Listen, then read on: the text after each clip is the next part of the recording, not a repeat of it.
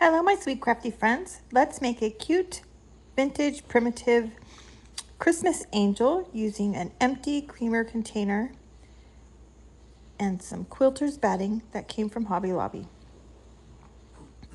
The first thing I did was take a nice big piece of quilter's batting, folded it in half, and grunged it with some coffee grunge. Now I'm just wiping that coffee grunge off with a paper towel.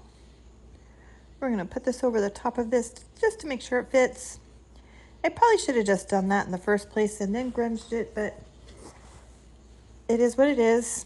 Next time I'll definitely do it the other way first. So if you do make this, do that first. Now we're going to cut the edges off. I don't want this to be too thick and full. I went ahead and trimmed it down pretty low, and then I went underneath and trimmed the bottom part almost completely off. Next thing I do is go ahead and put a little more coffee grunge on there. Wanted it to be a bit darker. We'll kind of blot that with our paper towel, and then we'll give it a quick dry with our heat tool. Blow dry will work just as well, friends.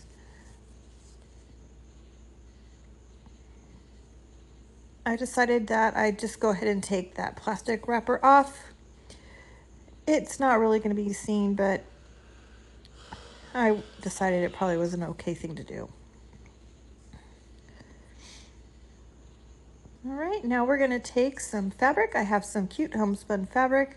I got this either at Hobby Lobby or Walmart, you guys. I just measured it. It was 18 inches long by 8 inches wide. This is going to be her little dress, and we're just going to wrap that around. Make it kind of loose. You don't want it to be too tight. And we're going to tie that off with another piece of twine. Now, you guys, you want this piece of fabric to be a bit longer than your container itself, because when you pull it around, it will open up a little bit. You want that container to be completely covered. I went ahead and took a couple glue dots and glued the dress closed in the back so it wouldn't open up. Now we have some grapevine covered wire that we are forming in the shape of some angel wings. Now I have some rust stained lace that we're going to cover those wings with, just by using some hot glue, adhering them together.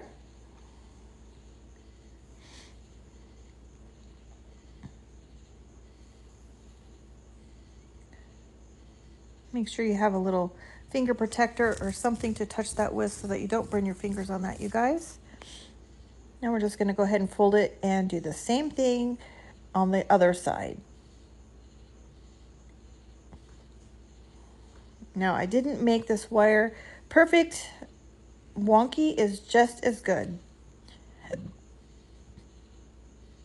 Once you get that completely secure and it is dry, I'm going to go ahead and take some scissors and just trim the excess off the sides. Whew, that was a mouthful.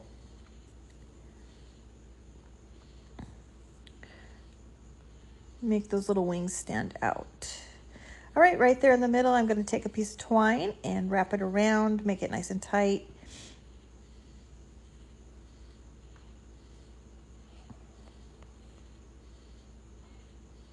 Okay, now my strings are going the wrong way to tie that around her neck, so we're going to get another piece of twine, put it the other direction, and just tie that on with the other twine.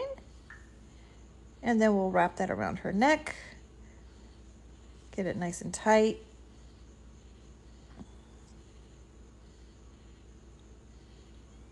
She's looking super cute, you guys. I love her already.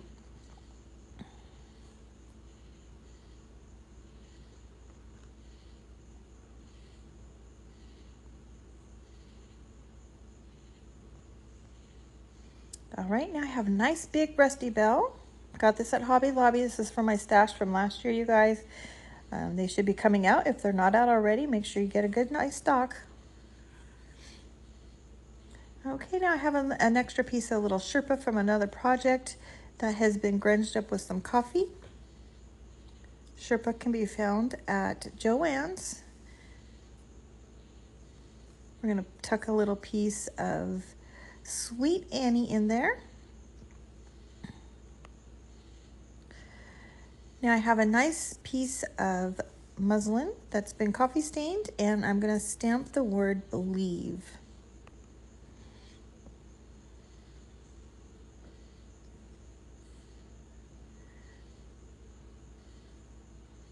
Okay. Now we're just going to make a tassel bow instead of a regular bow. You guys, I'm using some lace, some leftover lace from her wings, some more muslin, and some of that homespun fabric. I'm just going to make a little tassel bow, tie it off with another piece of the muslin. I'm sorry, not the muslin, the homespun.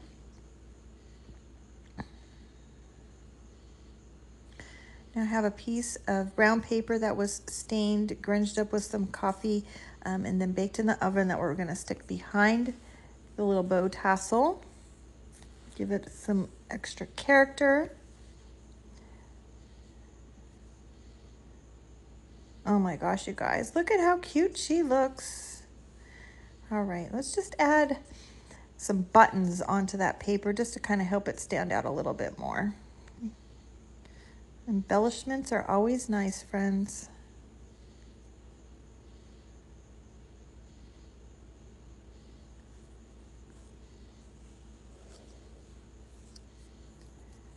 Okay.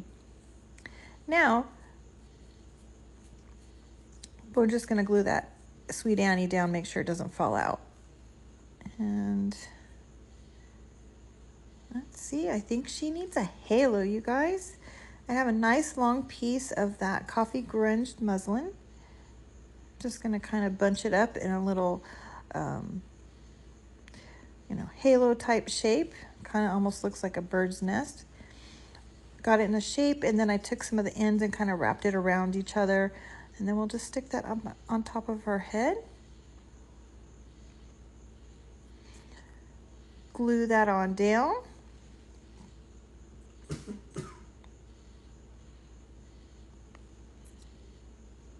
Oh, she's so darn cute, you guys.